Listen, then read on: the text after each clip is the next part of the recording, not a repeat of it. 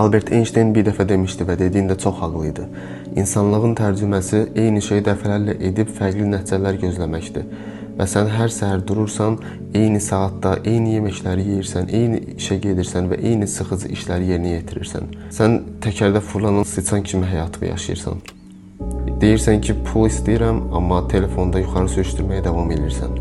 Deyirsən ki, uğur istəyirəm, amma səni dəstəklənməyən və hətta uğursuzluğunda sənə gülən, səni arxadan bıçaqlayan dostlarınla bir yerdə yaşamağa davam edirsən.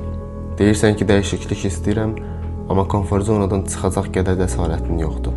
Və xahiş edirəm bunu dərk elə ki, heç nə dəyişmir. Əgər heç nə dəyişmirsə, mükəmməl vaxtı gözləməyə dayandır, çünki belə bir şey mövcud deyil. Motivasiyaya inanma, çünki saxta dost kimidir. Bəhanələr eləməyi dayandır, çünki bunlar ucuzanlar üçündür. Və bir nöqtədə sən qərar verməlisən.